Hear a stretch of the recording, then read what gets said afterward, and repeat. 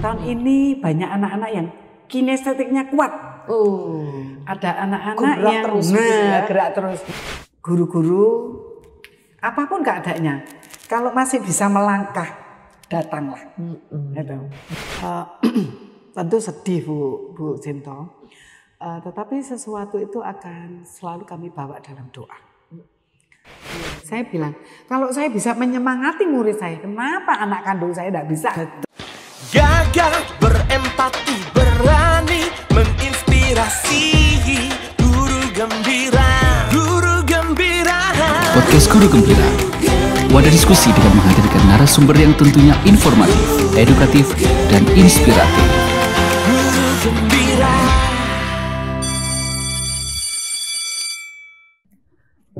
Hai Guru Gembira, selamat bertemu kembali. Guru yang gagah, berempati dan berani menginspirasi.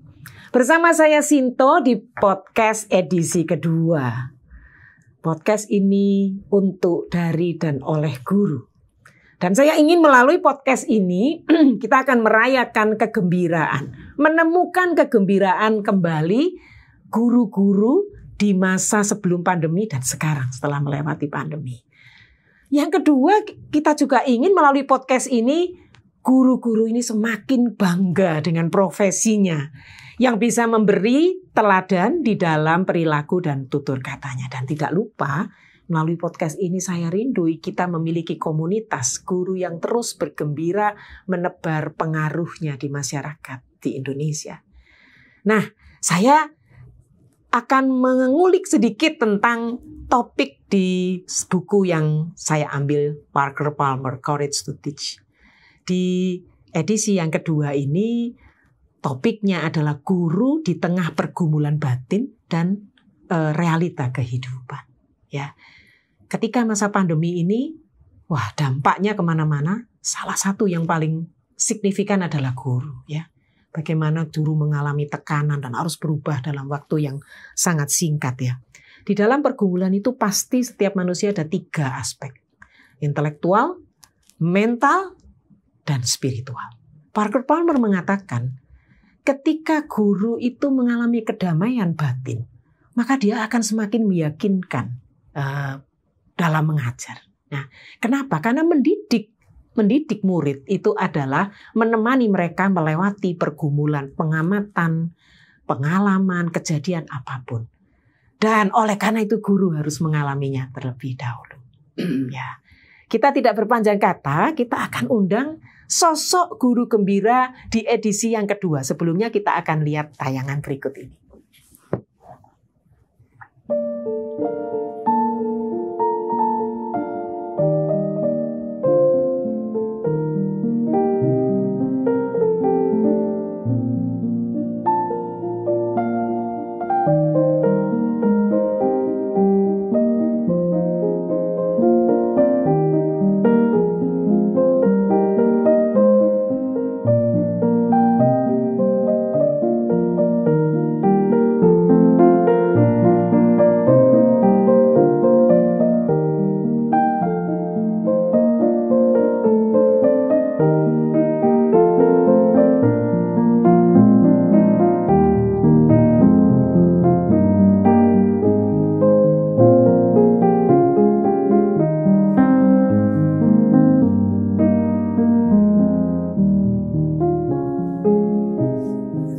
Ya, Ibu Deborah Tringatmini.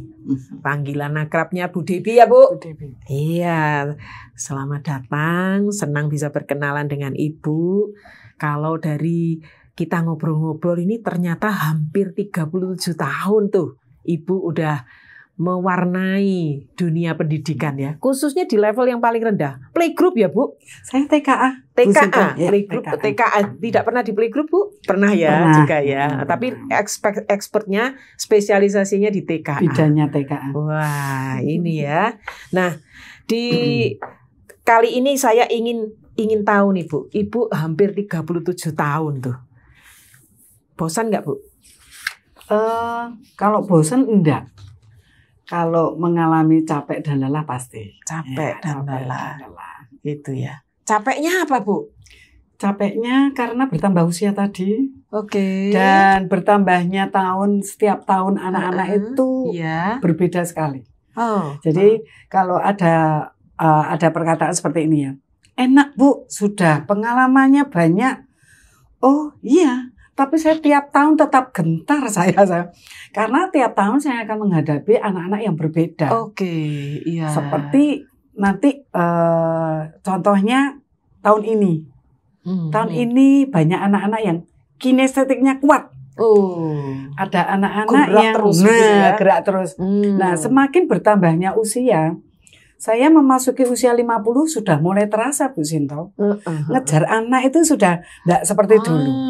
Betul, Jadi betul, saya betul, kadang-kadang betul. kasih kode anak-anak, saya kasih tepuk, saya kasih gini, stop. Oke. Nah, Ya, anak-anak ya, ya, usia ya. segitu tidak bisa untuk mencerna bahasa yang sulit. Iya. Jadi satu iya. kata, kalau saya kepingin dia tidak lari, saya akan hindari kata-kata jangan. Just walk. Oke. Be careful. Oke, jadi saya bilang turun. Jadi jangan panjat-panjat, itu jangan, itu panjatnya yang masuk sini. Iya, iya, Jadi iya. harus satu kata yang kita inginkan supaya dia tetap Iya, benar-benar Bu. gitu. Memang ini ya Bu ya, saya pernah mengajar di universitas, di SMA, SMP, SD, pernah sebentar. Tapi saya paling kagum dengan guru-guru TK. Nggak sanggup saya kalau lihat begitu. Aduh, jadi kalau seorang guru TK ini justru yang harus penghargaannya lebih.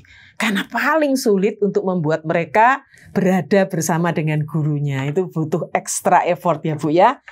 Nah, dalam kurun waktu sekian lama Bu, pasti Ibu mengingat ada murid-murid yang tetap nempel di hati Ibu ya. Mereka udah besar gitu ya. Tapi masih ingat, aduh dulu anak, kalau ketemu gitu ya. Aduh ini anak ini dulu yang begitu gitu. Mungkin cerita 1 atau 2 murid aja Bu yang mengena di dalam hati gitu ya. Waktu saya pertama kan di Jalan Pacar, Bu Sinto. Oh ya, Jadi di Gloria 1 itu saya ketemu satu anak dan akhirnya menjadi guru di Gloria untuk beberapa waktu, walaupun sekarang sudah pindah di Malang, di Kalam Kudus. Itu saya ingat, saya sebutkan namanya, pasti dia senang ya. Iya. Namanya Aprianto. Anak iya, ini memang iya. cerdas sekali, ya, Iya. pinter sekali. Cuma dia mungkin kelemahannya dalam hal makan. Nah, Iya. dia itu punya dia gini, jadi hari ini dia makan, karena katanya saya lagi keluar ruangan, dia itu cepet-cepet buang nasinya, sak sendoknya. Jadi dia itu semalam katanya nggak bisa tidur, karena sendoknya tadi yang terbuang. Besok paginya dia bawa bunga untuk saya, sambil bilang saya sorry itu tadi, sorry ya Bu Debbie. Jadi waktu di Gloria 1 itu saya dipanggilnya Bu Debbie. Iya. Ya, Bu Debbie, saya minta maaf sendoknya itu kebuang ke sampah. Saya itu enggak mikirkan anak 4 tahun, 4 tahun lebih waktu itu, dia itu tahu kalau bisa itu notice gitu ya. Jadi tahu, jadi integritinya itu kan. Jadi dia tahu itu kesalahannya dia minta maaf dan dia bawa sendok 1 dari rumah itu untuk menggantikan itu. Apri ingat kok Bu Debbie enggak tahu ya kalau Apri mau, iya soalnya makannya itu nasi gorengnya terlalu banyak. Nah itu sampai dia dewasa dan saya kaget ketika ketemu di Gloria Pakuwon. Dia menjadi guru menjadi SMA, kolega ya, guru sesama SMA guru. dan di IT. Iya. Waktu itu saya baru terasa seperti adem ketika dia ngajari saya. Saya dulu pegang tangannya dia untuk menulis huruf-huruf. Sekarang dia nuntun saya untuk memencet itu tadi tombol-tombol yang luar biasa jadi, ya. Saya bilang, Apri tahu ya kalau Bu Debbie ini. Iyalah, nanti spesial buat Bu Debbie. Saya ajari privat gitu. Waduh. Nah dari situ ya. saya gini, makanya saya pesan sama waktu itu guru-guru muda. Bagaimana kita mengajar anak-anak nanti akan kembali ke kita. mungkin dia tahu kalau caranya saya mengajar begitu. Dia itu ya plek ketika saya ngajari dia nulis pertama kali, ya itulah dia. Bagaimana dia mengajar Nah, Ibu? ini Bu, ayo dipencet, ayo dipencet. Iya. Yang lain, guru-guru yang lain tuh ya tertawa ya. Tapi saya senang sekali ketika mendengar soal ini. Itu kata-kata bijak itu. Bagaimana guru-guru ini mengajar murid, maka nanti murid itu juga akan melakukan demikian. Waduh, ini luar biasa. Nah Bu, saya ada titipan ini Bu. Ya, ini memang tidak ingin disebut namanya. Ini dari salah satu orang tua yang sangat mengalami proses di mana bekerja sama dengan ibu itu, dengan sekolah, dengan guru itu berbuah terhadap pertumbuhan anaknya. Nah, guru ini, orang tua ini memberikan satu catatan untuk saya bacakan. Saya bacakan ya Bu ya. Peran orang tua dan guru sangatlah penting dan mengarahkan, membimbing dan membentuk anak-anak menjadi pribadi kuat dan hebat. Semuanya itu hanya dapat dijembatani oleh komunikasi dan kerjasama yang baik dari kedua belah pihak. Namun sayang, di era kemajuan teknologi yang semakin canggih, perlahan komunikasi bukan lagi menjadi faktor penting dalam mendidik anak. Seringkali kita sebagai orang tua sibuk sendiri dan guru segan serta tidak lagi peduli untuk berkomunikasi tentang pertumbuhan dan perkembangan anak. Kami rindu akan jalinan kerjasama dan komunikasi yang baik antara orang tua dan guru untuk tujuan dan kemajuan bersama. Terima kasih untuk Miss Debbie yang telah mengabdikan diri dan terus bertekun di dalam membantu proses perkembangan anak-anak. Tuhan Yesus memberkati. Ini katanya bilang aja salah satu penggemar. Gitu ya Bu ya. Betapa orang tua ini mewakili banyak orang tua lain. Ya, jadi ini tips juga untuk para guru muda. Bahwa masyarakat orang tua itu kalau menyekolahkan anaknya, apalagi yang TK ya, ingin bisa komunikasi tentang pertumbuhan perkembangan. Meskipun itu nggak enak ya, tidak enak gitu ya, mungkin hal-hal yang kurang baik gitu ya. Tapi itu sangat dibutuhkan untuk pertumbuhan mereka dan kebaikan bersama. Itu ya Bu ya. Bu, sambil ngobrol nih, ayo kita minum ini Bu. Ini es guru gembira. Ayo Bu, kita cicipi. Makasih Bu Sinta. Bali Bu. Nah, es ini mencerminkan guru. Biarlah guru itu kehadirannya menyejukkan seperti es. Lalu tutur kata perilakunya manis seperti sirup. Dan punya konten yang berbobot seperti santan. Dan tidak lupa hidupnya harus berdampak, Bu. Ya, seperti selasih yang buah, biji, daun digunakan orang untuk dimakan. Ini adalah filosofi supaya hidup guru-guru ini sampai kapanpun gitu ya, mencerminkan filosofi seperti ini. Amin. Oke, amin. Bu, lanjut ya. Masuk ke masa pandemi nih Bu. Wah, guru TK ini paling jungkir balik ya Bu. Benar ya Bu ya? Ya. Luar biasa ya. Bahkan orang tua juga sudah semakin banyak waktu itu tidak mau menyekolahkan ya. Dan guru, saya ingat waktu itu teman-teman guru yang di TK ini, aduh harus berusaha gimana, anaknya masih tidak terbiasa dengan layar gitu ya, tapi mau tidak mau itu dilakukan. Ibu gimana Bu waktu itu?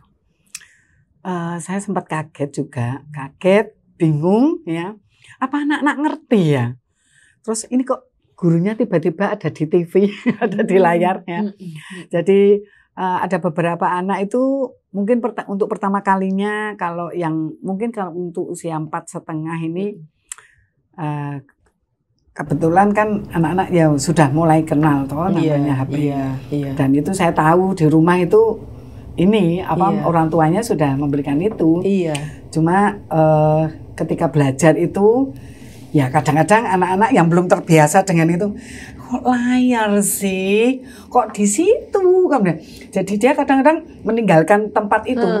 Kadang-kadang sampai naik di meja, dia bingung sama pengen gurunya ya, gitu ya. Kok gurunya di layar ya gitu. Sampai begitu ya. Wah. Jadi memang ketika kita belajar di Zoom, saya suka bilang sama anak-anak, kita belajar di Zoom tuh kita harus sering panggil mereka. panggil satu persatu sudah. Jadi seperti absensi. Karena apa? Kalau nggak dipanggil juga nggak bisa fokus. Dan kita juga harus memahami mereka. Mungkin nggak semua anak-anak punya laptop, ya. Mungkin pakai HP mamanya atau apa. Jadi juga banyak kendala-kendala lah, Bu Sinto. Iya, pada jadi saat ya, itu ya. Ini gurunya juga belajar adaptasi. Iya. Nah, Berapa ketika lama Bu adaptasinya? saya adaptasi waktu itu ya beberapa bulan, Bu Sinto. Bulan. Tapi saya bersyukurnya itu di rumah anak-anak saya sudah dewasa semua, sudah besar-besar, sudah kuliah, 2 kuliah, yang 1 kan masih SMA. Dan itu yang kayaknya yang menopang saya. Iya. Ketika pandemi saya mengalami kesulitan ya, keterpurukan pastilah ya. Karena apa? Ini saya usianya juga bertambah. Bukan HP dan laptop yang bukan yang lemot. Saya pun juga lemot. Saya kalau ngomong Lola ini. Iya. Loadingnya lama. Betul Bu. Tapi sekali lagi Bu, apa yang kita ajarkan ke anak-anak? Bersyukurnya dulu saya kalau ngajari mereka tidak marah-marah. Jadi ketika menghadapi mamanya yang Lola, mereka siap membantu. Nah, sekali lagi untuk buat guru-guru ya, memberi yang terbaik, mengajar yang terbaik, mendidik yang terbaik. Nanti kita akan menerimanya mengalami itu ya. Nah, mengalami buahnya itu. Akan mengalami itu ya. Itu hasilnya. Betul, saya bersyukur ya. Dulu saya ngajari anak-anak saya tuh ini. Ayo dicoba, berusaha, terus tidak boleh menyerah. Nah, ketika itulah saya akan mengaplikasikan. Walaupun usia bertambah, Lola, saya tidak boleh menyerah.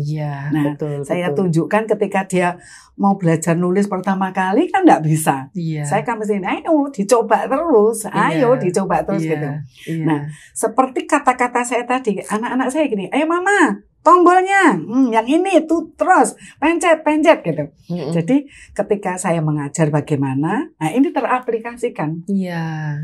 Coba kalau dulu saya bentak-bentak, saya marahin, saya akan dibentak kembali. Pasti itu ya. Jadi memang guru itu digugu dan ditiru. Saya suka ngomong kalau nggak bisa ditiru itu pasti guru minggu turu itu, jadi guru palsu. Itu gitu sebutan kami. Jadi benar. Saya senang ketika anak saya itu bangga terhadap profesi.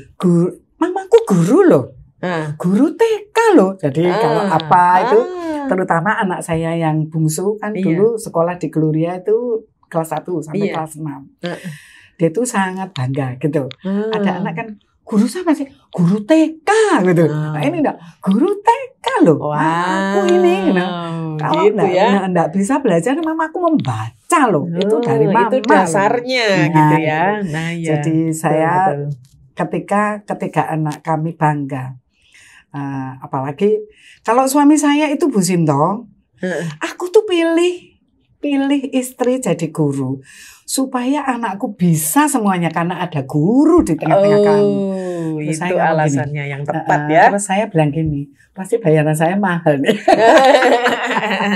Karena suaminya yang pilih gitu ya. Guru, koki. Semuanya ya Bu ya.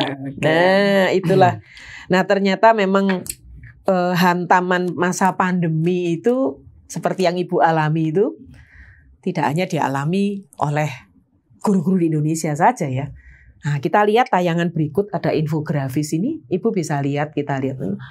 Memang, ini dampak pandemi ini 63 guru di Chile ya.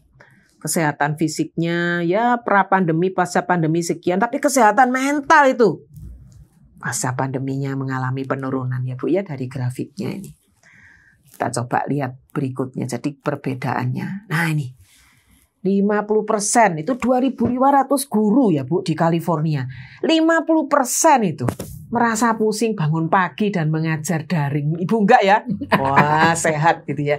57% mengalami depresi secara keseluruhan. Tapi ini betul ini. Saya mengalami teman-teman yang mengajar di SD itu mengalami dia depresi. Aduh, dia merasa apa ya? Jadi tidak percaya diri ya. Karena semula dia melakukan semuanya itu kan di kelas dengan peralatan. Setelah itu, aduh ini nggak bisa itu benar-benar dia merasa depresi. 70% Bu merasa kelelahan di akhir hari. Ya, kita lihat yang berikutnya. Ya, 77% guru ini mengalami tingkat stres yang tinggi. Ini 7.500 guru di Inggris ya. Dan 75% ini kepala sekolah ini merasa exhausted ini ya. Menghadapi tantangan hari ke hari ini apalagi itu saya melihat waktu persiapan PTM itu ya. Para kepala sekolah panik sekali karena di-assess, dicek dan sebagainya ya Bu ya. Nah ini representasi ya. Data-data ini di luar sana ya. Tapi kalau Ibu melihat teman-teman Ibu ya. Dan Ibu sendiri gimana ketika pada saat itu mengatasinya bagaimana Bu? Sehingga bisa melewati bulan demi bulan tuh gimana? Kan pasti dengan tim ya Bu ya. Ya. Gimana Bu? Kita bersyukur Bu Sinto. Di Gloria itu kita selalu didukung dengan fasilitas-fasilitas. Iya. Jadi ketika masa pandemi itu semua guru yang mungkin membutuhkan laptop, yayasan itu menyediakan.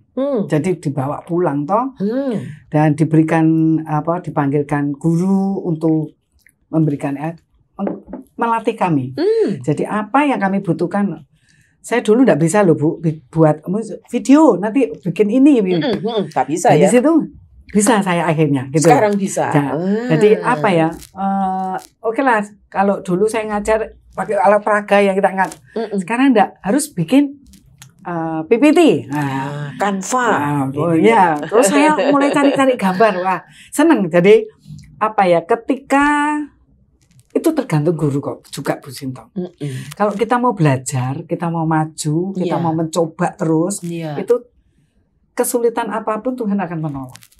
Itu anu saya ya. Jadi saya selalu pegang ayat di Yeremia 7 ayat 17. Yeremia 17 ayat 7 ya Bu Sinto. Itu di situ tuh jelas sekali Bu Sinto. Kalau kita kesulitan itu di Yeremia 17 ayat 7 itu diberkatilah orang yang mengandalkan Tuhan, yang berpengharapan kepada Tuhan. Kalau itu kita pegang dan kita lakukan, pastilah pasti ada jalan. Kita akan. Nah ini nanti guru gembira itu ya memang kita akan terus bersukacita. Di tengah-tengah kesulitan sekali. Di tengah-tengah kesulitan. Karena apa? Saya benar ini. Jadi suami saya aja juga heran. Kamu kok ini? Iya, yayasan kami itu enggak tinggal diam. Jadi, oh ini guru harus butuhnya ini disediakan. Oh ini perlu laptop. Saya tempo hari gini Bu, ini laptop di rumah cuma 1. Yang kuliah 2, yang SMA 2. Semua akan pakai seperti laptop. Tapi di tengah saya bertanya-tanya, saya ragu-ragu untuk ini, ada, jadi disediakan. Nah itu bagi guru itu sangat luar biasa perhatian seperti itu ya. Butuh internet juga waktu itu. Butuh internet disediakan juga. Kami juga dikirim untuk kuotanya. Jadi saya waktu itu pasang lagi wifi karena dibayarkan melalui ketika kami. Jadi artinya dari yayasan di sekolah Ibu ini mengerti betul pergumulan batin gurunya ya. Ya, mereka mungkin melihat kalau sesuatu fasilitas sudah difasilitasi, ini tidak semangat, kok ya tidak imbang. Ya, kita harus lebih semangat lagi. Iya, betul. Nah, sebelum kita lanjut nih Bu, ada yang ingin menyampaikan ini satu apresiasi karena Ibu ini sebagai guru yang bisa menjadi teladan itu tadi ya. Ketika dalam kondisi yang sulit sekalipun tetap gembira. Nah, mari kita dengarkan ini.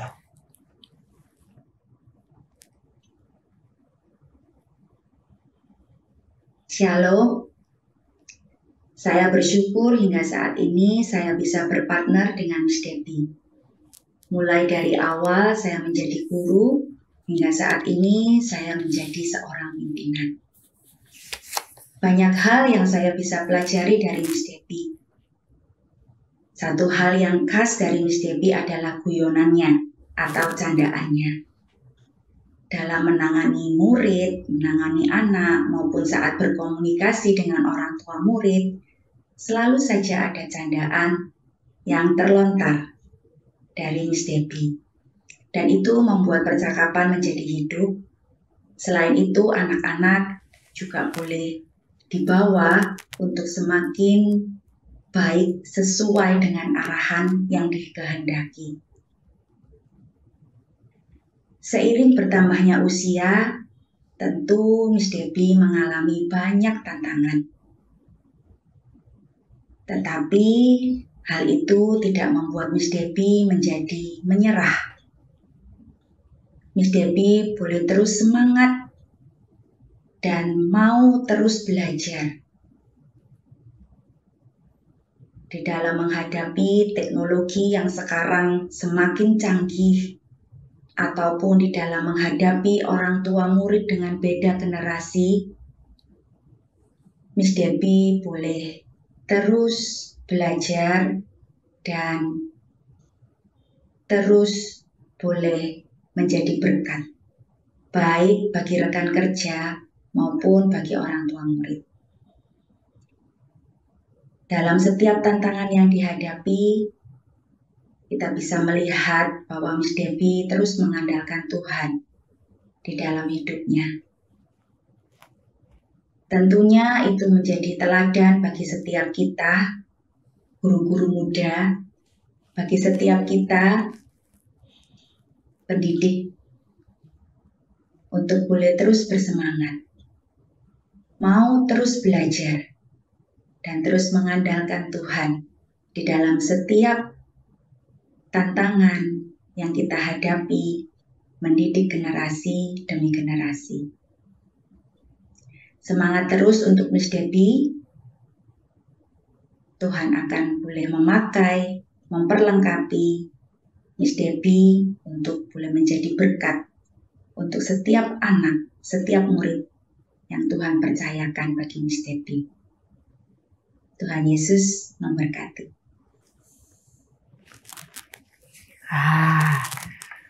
Gimana Bu perasaannya mendapatkan hadiah khusus nih? Saya terharu sekali karena ketika bertemu dengan Miss Henley itu adalah titipan dari Bu Ripka sendiri. Jadi dengan bercandanya Bu Ripka bilang, kalau Miss Henley di kelasnya Miss Debbie bilang oke. 3 tahun kami bersama. Oke, berarti Miss Henley akan naik. Di SD kan beliaunya kan pinter untuk mengajar bahasa Inggris gitu. Dan memang pengenalan kami itu akhirnya Miss Henley pernah menggantikan saya ketika saya melahirkan anak yang bungsu itu. Dan saya masih berjalan kira-kira belum 1 bulan. Yang ini kan luar biasa saya melahirkan, yang ini kan bayinya besar. Nah, Miss Henley itu telepon, ada 2 anak kami yang tidak bisa dihandle. Jadi naik-naik di mana itu kan ada piano, ada yang bongkar-bongkar lemari, ada yang ini. Akhirnya boleh saya masuk, tapi nanti setelah saya anak-anak pulang, saya juga ikut pulang. Saya belum bisa duduk, Bu. Soalnya kan jahitannya. Iya. Jadi dengan kondisi seperti itu, saya bilang, aduh Tuhan Yesus tolong kelas saya ini, saya bilang gitu. Jadi saya menemani Miss Henley, jadi saya berdiri aja. Dan anak yang ini, yang cowok ini, "Hei, kamu siapa? Kok kamu di sini?" "Iya, namaku Miss Debbie," saya bilang. "Miss Debbie yang di kelas ini. Ini untuk saya pakai seragam loh, Bu. Coba kalau enggak seragam mungkin diusir sama dia. Sama seragam. Ini loh temannya Miss Henley. Oke, mau menemani." Saya sebut namanya. X saja gitu ya. "Hai, seneng loh ketemu. Ini tuh yang namanya itu ya." Saya bilang, "Seneng loh ketemu. Ayo tas dulu," gitu. Saya dari situ saya melihat betapa kehadiran guru di tengah-tengah anak-anak itu sangatlah dipentingkan.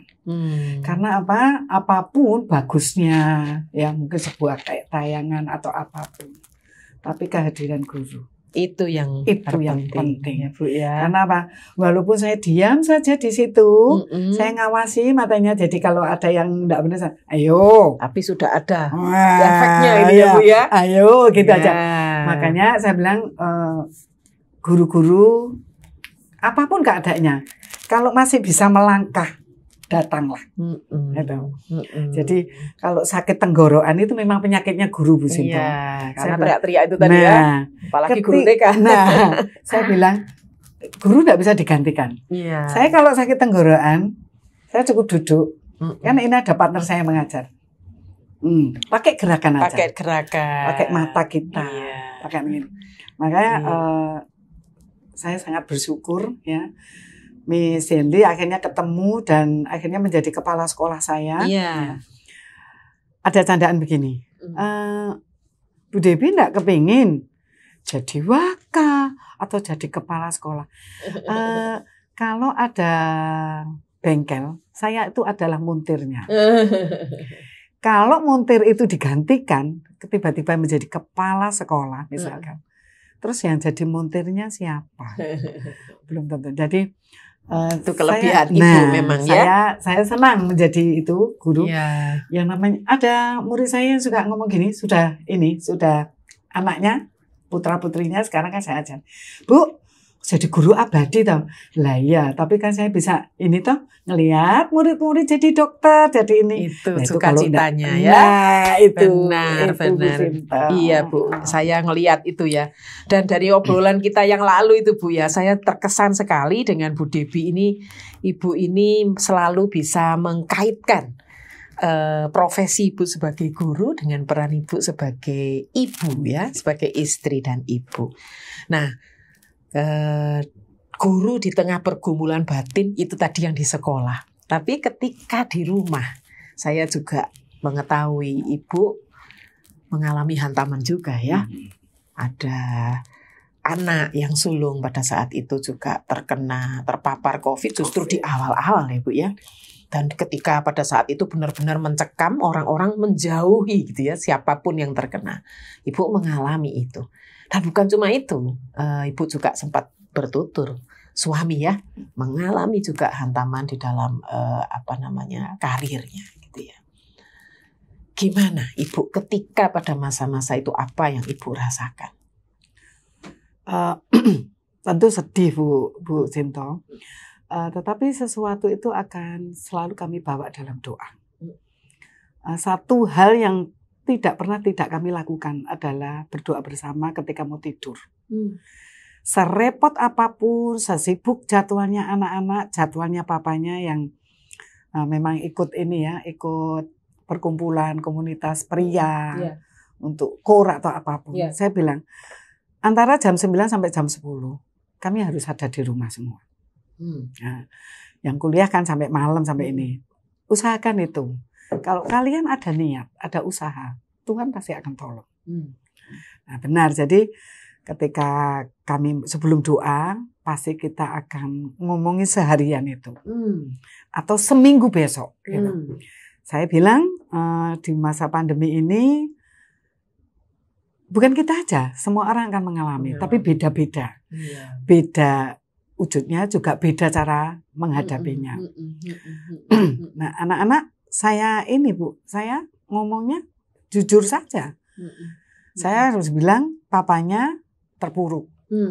Orderannya sepi. Itu kami alami hampir 2 tahun kan. 2 tahun. Selama pandemi. Ya, selama pandemi. Karena sebelum pandemi itu kan papanya sakit. Jadi papanya keluar dari rumah sakit itu sudah sedikit agak berantakan. Tapi yang putra saya yang pertama itu karena melihat kondisi itulah dia langsung ambil alih. Jadi istilahnya bantu papanya. Gimana supaya tetap jalan. Tapi toh enggak bisa. Terus dia dengan keputusannya sendiri yang membuat saya shock itu Bu.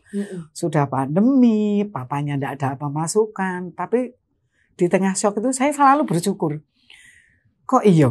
Untung saya masih ini dipakai Tuhan untuk menjadi guru, menjadi di Gloria. Jadi istilahnya Tuhan tuh tidak pernah meninggalkan kami. Gitu. Jadi saya bilang belajar setia. Itu yang saya ajarkan ke anak-anak. Jadi setiap malam sebelum kami tidur kami berdoa, kami akan ngomong seharian ini atau ada yang mau ngomong, saya giliran gitu. Atau kadang-kadang anak-anak yang pimpin doa. Itu. Jadi ketika omong-omong itulah mereka tahu betapa sulitnya ya ini menghadapi pandemi. Jadi yang bekerja hanya mama gitu. Harus Plus, mencukupkan. Nah, plus 1 bulan. anak yang pertama itu kan dia ambil freelance. Iya. Tapi sejak dia kena COVID itu kan seperti kayak terkucilkan. Jadi dia kalau datang di kantor itu kerjanya dia hanya Selasa, Kamis, Sabtu gitu ya. Misalkan dia di lapangan. Jadi apa saja dia ini, pokoknya berhubungan dengan potret memotret atau apa dia lakukan itu. Tapi Bu Sinta yang bikin shock saya, ternyata dia itu bukan nyambi kuliah dan bekerja. Kuliahnya itu langsung dihentikan sama dia. Itu saya shock sekali. Gitu, ya. Nah, apalagi setelah adiknya yang Erin itu wisuda yudisium, memasuki yudisium. Ini saya itu baru ngeh Bu Sinta. Dan papanya mungkin shocknya lebih dari saya. Karena dia mengharapkan nggak anak sulung, ya. Anak sulung harus Cowok ini juga, ya. Harus jadi dulu. Kalau kamu ini kan bisa dicontoh adik-adiknya gitu. Saya bilang gini, mungkin seperti itu kita harus pikirkan. Anak kita itu unik-unik. Nah itu yang harus kita terima. Unik-unik anaknya. Itu 3 macam ya 3 macam. Ini masih sedikit. Iya. Di sekolah itu 20. Berapa macam murid, ya Bu ya? Ya 20 macam. Betul. Kalau itu enggak kita pahami, nanti Iya. kita stres sendiri. Iya. Dari ngomong-ngomong seperti itulah, akhirnya dia langsung nangis itu yang pertama itu. Saya bilang ini, ngomong sama mama, sama papa. Kita nggak akan marah namanya ngomong. Iya. Ya, saya bilang, tapi saya sudah rundingan dulu sama suami saya. Harus mendengarkan dia, karena kesempatannya dia ngomong dulu. Ya, dia dengan bilang, saya kasihan sama mama kerja sendirian. Dia bilang, itu bentuk saya kasihan cintanya. nih, saya kasihan mama bekerja sendirian, papa enggak orderannya sepi gitu. Jadi saya ambil inisiatif gitu. Saya bilang kok enggak ngomong sama mama. Kalau ngomong kan mama pasti bisa enggak boleh gitu ya, tapi kalau ngomong. Dua adiknya langsung bilang, sebenarnya sejak awal kami tahu itu kami mau ngomong sama mama papa, tapi kakak enggak boleh, katanya. Aku sendiri mau ngomong. Iya. Aku sendiri mau ngomong. Jangan itu kamu yang tanggung ngomong jawabnya gitu. Bu. Ya. Nah, setelah itu saya bilang, gimana ini? Mumpung pandemi online, lanjutkan. Iya. Itu lebih ini Tuhan kasih kesempatan kamu, Mas. Jadi Mas harus ini. Masuk dia peluk saya, nangis dia maafkan kalau dia itu ambil keputusan sendiri dan ternyata mama sedih gitu loh. Lebih sedih. Papanya itu nggak bisa ngomong apa-apa sudah. Iya. Papanya kan ya gimana ya, kecewa ya ini ya. Tapi saya bilang, gimana Pak? Terus papanya kok tiba-tiba ngomong gini, Deo, lanjutkan kuliahnya. Nanti papa akan nih. Berkat itu pasti ada untuk kamu. Nah, itu untuk membuka itu menyemangati dia itu. Saya bilang, kalau saya bisa menyemangati murid saya, kenapa anak kandung saya tidak bisa? Betul. Nah, saya bilang, kalau mama aja bisa ini ya, mama mau. Ya, mama mau berusaha untuk ini. Kamu suka ngomongin mama tidak boleh menyerah. Iya. Waktu kamu ngajari mama, gimana mama cara Zoom pertama kali, bingung saya coba. Tapi inilah, saya bilang, memang saya bilang, kalau kamu memang betul-betul minta maaf sama mama dan papa, ya itu tunjukkan. Iya. Nah, sampai hari ini dia sudah memasuki kuesioner katanya. Wah, syukurlah. Bimbingan skripsi dan itu saya ini Bu, saya tetap berhubungan dengan. Saya bilang, punya dosen yang paling dekat di hati, saya tanya seperti itu. Ada Ma, siapa Bu? Saya langsung hubungi. Dan sebagai bentuk ini ya, walaupun dia usianya sudah 23 waktu itu, waktu kembali ke kuliah itu, saya ikuti, ayo ke kampus. Nah, sekarang sudah urus. Jalan terus ya Bu ya. Jalan terus. Sebentar lagi pasti lulus ya Bu ya. Ya puji Tuhan saya terus. Juga. Saya Bu. Kalau pulang kerja saya cuma tanyakan dia kuliahnya hari Rabu sama Kamis. Nah, ini kan. Sampai mana Mas perkembangannya? Gitu. Kan memang papanya suka ini kasih tahu. Pak selesai Mas. Healing Mas. Iya, ini betul, sekarang betul. Berjuang dulu. Habis ini healing kayak papanya. Luar kan biasa gitu ya Bu ya. Okay. Ya. Nah, ini pertanyaan pamungkas saya nih, pasti Ibu banyak ini, karena saya ketika ngobrol sama Ibu ini saya terkesan Ibu ini punya kata-kata bijaknya banyak gitu ya. Nah, coba Bu Ibu membagikan langkah kecil yang sederhana saja sebagai guru-guru muda di dalam sikon yang sulit seperti ini, bagaimana dia di keluarga dan juga di tuntutan perannya di sekolah. Tipsnya apa Bu untuk guru-guru muda ini? Tips untuk menjadi tetap ya, belajarlah setia. Setia pada hal-hal kecil yang dipercayakan sampai saat ini. Ya. Belajar setia, belajar taat, belajar untuk bisa memberikan yang terbaik untuk Tuhan. Saya senang dengan ayat yang diberikan Lukas ya untuk ini ya. Kolose 23 ya Ibu ya. Kolose. Kalau melakukan jangan lihat manusia. Jangan lihat yang pemimpin kita, jangan lihat siapapun, tetapi lakukanlah karena itu untuk Tuhan. Sebagai orang yang lahir baru tentu akan tahu bahwa lakukanlah itu hanya untuk Tuhan. Maka semuanya akan dilancarkan. Amin. Ya. Terima kasih Bu Debbie untuk obrolan kita, sudah menjadi tamu untuk edisi yang kedua ini.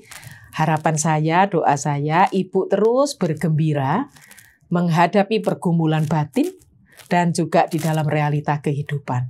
Terus menularkan energi semangatnya Ibu ini yang sudah diakui oleh sekian banyak orang yang saya temui. Itu kekhasan Bu Debbie. Biar ini terus dipendarkan terus ya Bu ya.